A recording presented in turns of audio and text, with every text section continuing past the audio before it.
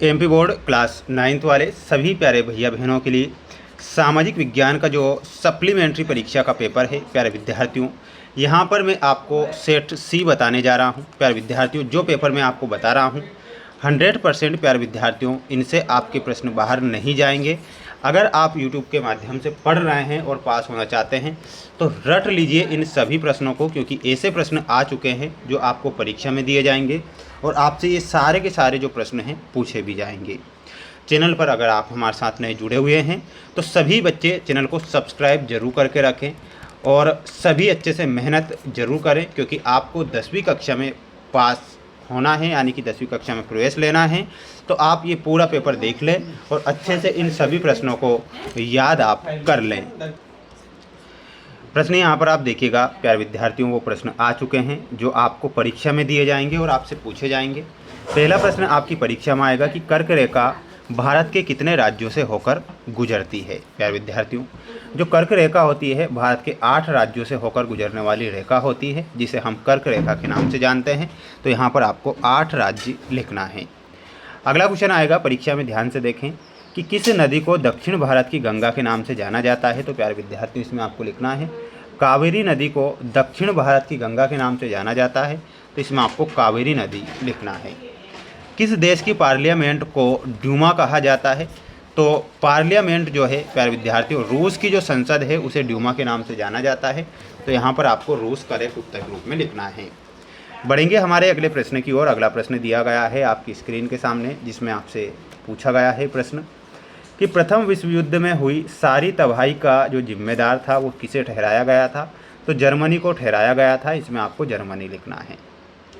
लोकतंत्र जनता के लिए जनता द्वारा शासन है, ये जो कथन दिया गया था ये किसका कथन था। ये अब्राहम लिंकन का कथन था। तो इसमें आपको अब्राहम लिंकन लिखना है। सभी बच्चों से, सभी प्यारे भैया बहनों से मेरा यही कहना है कि अगर आप प्रयास और मेहनत कर रहे हैं तो रट लीजिए प्रश्नों को। बाद में बेरोजगारी का सामान्य कारण क्या है। तो उपरोक्त सभी बताना है। क्यों? क्योंकि दोषपूर्ण शिक्षा मिलती है, जनसंख्या में वृद्धि लगातार हो रही, मशीनीकरण लगातार हो रहा। तो इसलिए आपका यहाँ पर सही जो आंसर होगा वो ऑप्शन नंबर डी सही होगा। बढ़ते हैं अगले क्वेश्चन की ओर। अगला क्वेश्चन है, अरब सागर भारत की कौन सी दिशा में स्थित है। तो अरब सागर जो है भारत की पश्चिम दिशा में स्थित है। तो इसमें क्या लिखना है, पश्चिम दिशा। बोल्शेविक क्रांति के फलस्वरूप रूस में का जन्म होता है। तो इसमें लिखना है सोवियत संघ का जन्म होता है। तो यहाँ पर आपको ध्यान रखना है सोवियत संघ, ठीक है। मूल कर्तव्य संविधान संशोधन के द्वारा जोड़ा गया था। तो मूल कर्तव्य जो है 42वें संविधान संशोधन के द्वारा जोड़ा गया था। तो यहाँ पर क्या लिखना है, 42वें संविधान। बाद में सबसे बड़ी अफवाह द्रोणी नदी की है। तो इसमें ध्यान रखना है गंगा नदी की।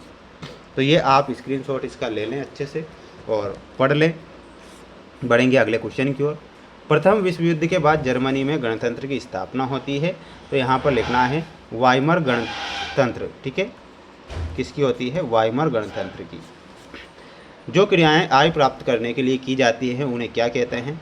तो उन्हें आर्थिक क्रियाओं के नाम से जाना जाता है। तो इसमें आपको क्या लिखना है, आर्थिक क्रियाएं, ठीक है।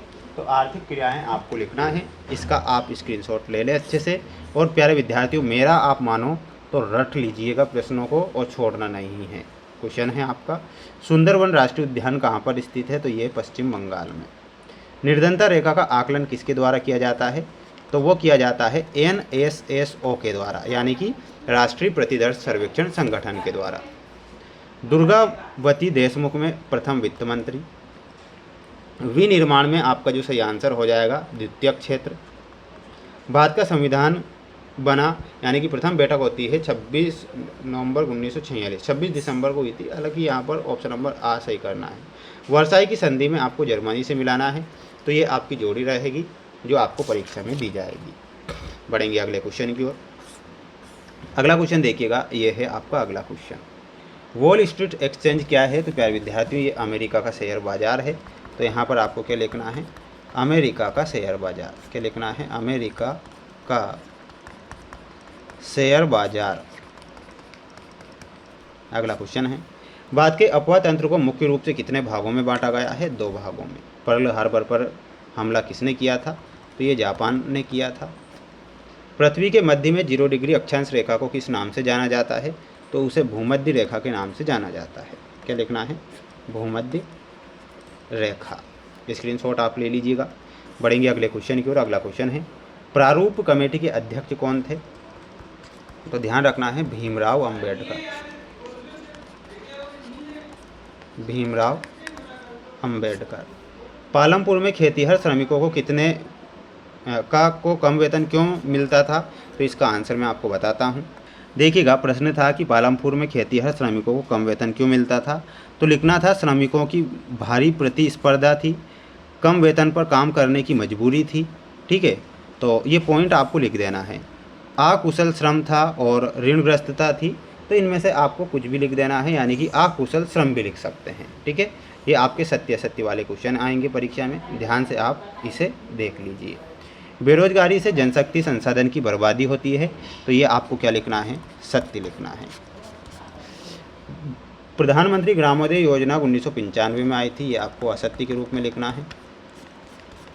भारतीय संविधान की प्रस्तावना संविधान की आत्मा कहलाती है, तो बिल्कुल ये सत्य होगा।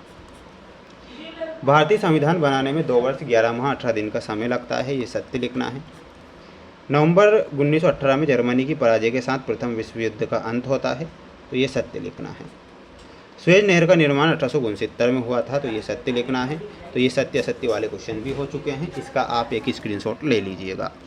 प्यारे विद्यार्थियों, इन सभी प्रश्नों के जो आंसर है मैं लाइव क्लासों में डेली आपको बता रहा हूँ, तो सभी छात्रों को लाइव क्लासों में ज़रूर जुड़ना है, जिससे कि आप परीक्षा में पास हो सकें। तो ये पेपर था जो मेरे द्वारा यहाँ पर बताया गया है, और कुछ और मोस्ट इम्पोर्टेंट जो क्वेश्चन बच रहे हैं वो मैं आपको नेक्स्ट वीडियो में ज़रूर बताऊँगा।